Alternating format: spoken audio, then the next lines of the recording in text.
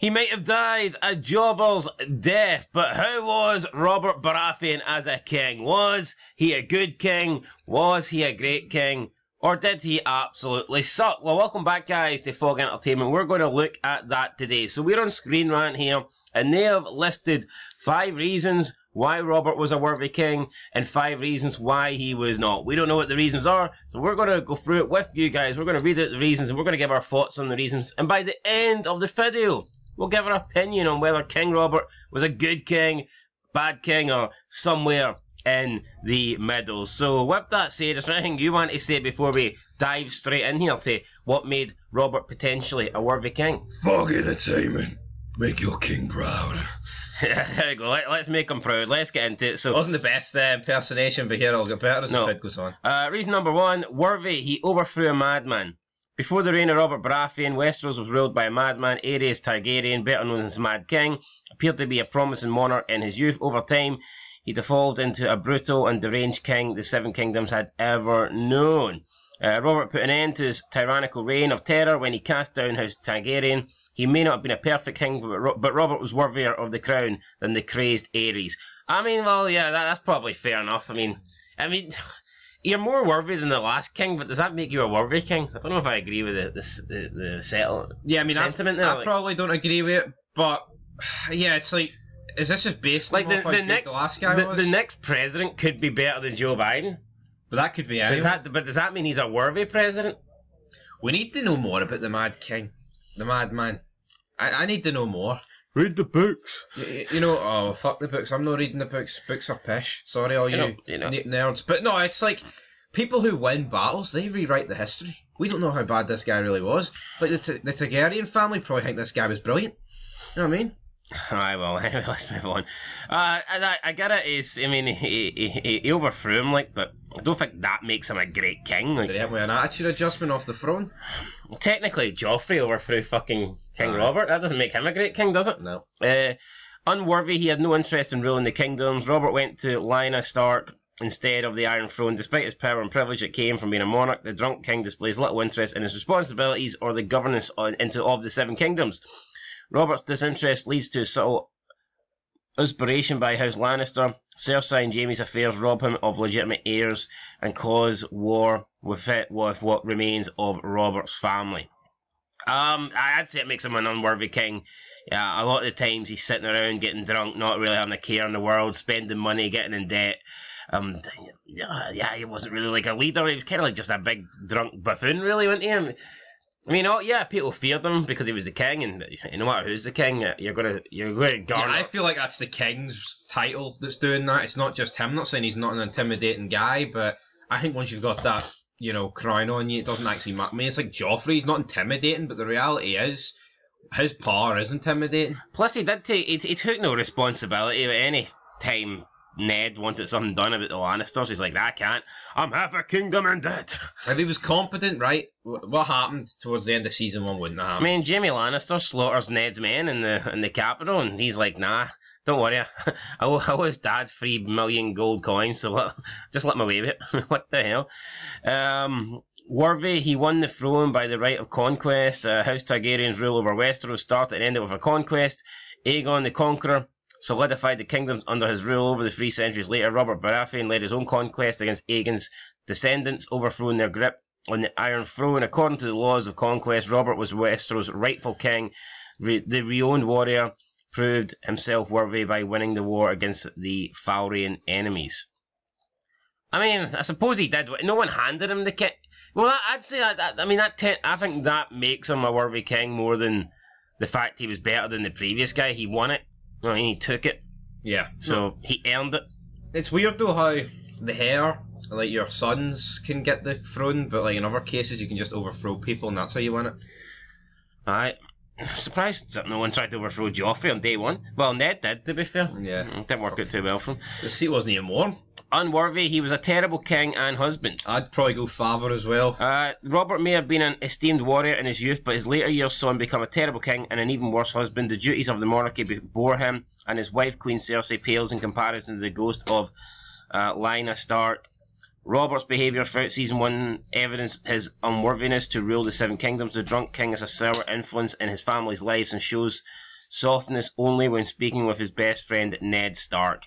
I mean, maybe if Robert was married to Ned King, he'd have made a better husband. Yeah, he should have been. You know what? It actually is. But it's not like Cersei's a great wife, though. So I mean, I think it just shows you though. He actually had Yeah, I think of everyone, the only person he actually cared about was Ned. Ned should have just which may sound a little bit gay, but it's probably the fact the guy has spent decades fighting with him. True. And he can't stand it. I mean, see, in these times, it's more like you were just picked with someone to fucking have. Well, that's pretty much how it was. Like, you're always paired, especially. But with Ned, it's like you pick your soldiers. Nah, you don't pick your. Well, I mean, I know he kind of gets a pick, but you know, you get where I'm coming from. Like him and Cersei talk about the fact they don't fucking like each other, hate each other. Yeah. Worthy, he led soldiers into battle. Robert's rebellion changed the Seven Kingdoms forever, 17 years before the events of Season 1. Robert stood with fellow soldiers as they battled against House Targaryen. Unlike Joffrey, Robert fought with his men, leading to his infamous clash with Rhaegar at the Trident. Let me just jump in here. Every reason that's putting him as worthy is pretty much back to what he did about 17 years ago. Yeah, surely. Everything is tying back to that. All kind of comes under the one reason. Robert won the respect of his army by fighting with them instead of sending them to fight for him. He may have grown into a drunk and disgruntled king, but the early days of his reign spoke of his potential to be worthy.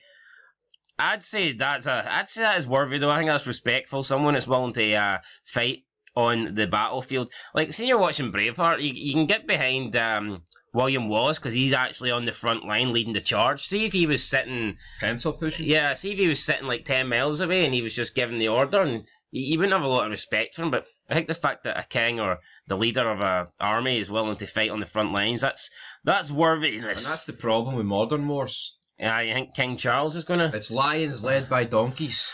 Yeah. Unworthy relied on the council to rule Westeros. When Ned Stark arrives in King's Landing, he quickly sees the deteriorating state of Robert's governance. The king shows no interest in ruling and avoids council meetings. In the end, it is left to the hand in the small council to rule over the Seven Kingdoms. Robert should have taken his kingly responsibilities more seriously throughout his reign. The country fell into debt to House Lannister and the Iron Bank thanks to their king's reckless ignorance. Yeah, well, I think that's fair enough. I think that does make him an unworthy king. He pretty much wanted he didn't want to do any king duties. He pretty much just wanted to sit around, fuck, drink, and see people die in tournaments. That was pretty much. Stand down in the name of your king. Yeah, you big bastards. So yeah, I'd say that was unworthy. And who knows? You know what? It's probably King Robert being a shite king that actually led to Jon Arryn and Ned Stark dying. Yeah, because they were essentially taking his place as the hand of the king, and that's probably why they got disposed of. When you think about it, like if Robert was doing his job correctly, Jon Arryn probably would still be alive potentially. But I'm going to make a prediction. And Ned Stark wouldn't have died. I'm going to make a prediction for the next worthy one. It's going to be about what happened 17 years ago. Worthy, he avenged Lyanna's death. Season 7 reveals. Whoa. Well, we skipped that. Aye, go ahead. Fucking spoilers. Unworthy, he authorised the murder of children. The beginning of Robert's reign was bloody and brutal. Soon after ascending to the Iron Throne, the bodies of Rhaegar, children, Rhaenys and Aegon were presented to Robert by Tywin Lannister. Ned was disgusted, but Robert's hatred of the Targaryens caused him to approve of the murders. Robert's loathing doesn't end there. In Season 1, the Baratheon king orders the execution of Daenerys Targaryen, her unborn child, and fearing a resurgence from the Dragon Lords and the Dothraki. He authorised the murder of children. It's not a nice thing, but I think back then, was that not kind of accepted, no? I think it's a sign of weakness if you don't do it back then. It's not ideal, right? I mean, we seen Ned, he wanted kids to get out of King's Landing before he put any moves in play, but obviously this guy thought differently. You got to look at it though, right? You see the Targaryens, they probably would have killed his kids, even though he might not have had kids at that point, but it works like that. It's like an eye for an eye. Technically, Joffrey's a kid. Does that mean you don't kill him? Yeah, well, no, technically he is. I fucking absolutely would kill Joffrey. Like when it comes to war and his drink or something. Well. Anyway, I can see. I mean, you can argue it makes him unworthy, but you can also argue that's a tough decision that he made. Yeah. Sometimes you need to make tough decisions. Worthy, a loyal friend and ally to Ned Stark. I like Ned Stark, but I mean, to pretend that because he's friends with some guy makes him a worthy... Alright, yeah. You could argue he's being loyal to his own hand of the king, but does that make him... I mean, if he fucks up everything else, is it alright if he's okay to his second in command? Yeah. Ned and Robert fostered together at the Eyrie at the wars of Jon Arryn during their youth. This resulted in them developing a lifelong friendship closer than brotherhood. The Lords stood at each other's side throughout the rebellion, forged an alliance that bound the wounds of war-torn Westeros. Robert's friendship with Ned highlights his better qualities. The king was capable of being a great ally. With more interest, he had potential to be a worthy king. Well, maybe if everybody in the Seven Kingdoms was Ned Stark, then Robert would have been great. But at the end of the day, you can't really base someone on their interaction with one person, can you? No. You can't base their whole fucking life. You can tell they're clutching at fucking straws for this list about the worthy side. Unworthy, corrupted by his hatred of a house Targaryen. I mean, that's pretty much falls under the one about the kids, does it not? Yeah. The Baratheon king may have defeated Targaryens, but his hatred for them never waned throughout the 17-year reign. Robert makes it clear to Ned in season 1 that he wants Viserys and Daenerys dead. When he discovers Daenerys is pregnant, the king sends assassins to slaughter the pregnant Khaleesi. Robert was corrupted by hatred and became a bitter shell of the warrior he used to be. His rule was more peaceful than his successors, but he was too resentful and disinterested to be a worthy king of Westeros. So there you go. I would say, based on this article here, the person that writing this seems to think that he's more unworthy than worthy. However, like, even the same reasons are kind of used multiple times. I mean, 1 minute his hate for House Targaryen's an unworthy reason, then the fact he wanted to kill House Targaryen, that's kind of the same thing. He did change his mind, though. Yeah, he did change his mind, so, you know what? Robert, was he a bad king? I don't, maybe not bad. Well, useless, potentially, maybe. Was he competent? I don't know. Was he worthy? I don't know. If he was worthy, if he was competent, then he'd probably still be alive, wouldn't he? He probably wouldn't have got drunk and got killed by a fucking pig. And Ned Stark wouldn't have been left to try and pick up the pieces. Ned Stark would probably still be alive. It's mad to think this guy lasted like 6 episodes. If King Robert wasn't useless, then maybe Jon Arryn, who we never got to meet, would still be alive. And then Ned wouldn't have had to take his place. So, yeah, you know what? It all spiraled out of control. If you're a king, you probably can't afford to be a drunk. But who's going to stop you? I mean, fucking king. No, what I would say is, see the fact he fought, though, for so, like, he fought in these battles and won the throne.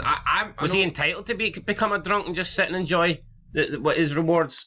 Yeah, but to a degree, I think he still should have paid attention to the debt and all, but in terms of, like, actually going out again and fighting these things, like, once you've fought, like, years to get the throne, should you really, especially in these times, the king was never expected to go out and fight. That's just the reality, man. That's the reality, guys. Like, what's the top Lannister guy called? Tywin? Yes. Like, is he actually fighting on the front lines, or is he sending his men in? I've never seen him fight. I don't think he's ever fought in the front lines. I'll be fair to Jaime Lannister, even though he's not top man. Like, I mean, he took down 10 Stark men. He was there. Anyway, guys, that's it. We'll catch you in the next one. Let us know down below. Robert, was he worthy or not worthy? And we'll see you next time. Till then, peace.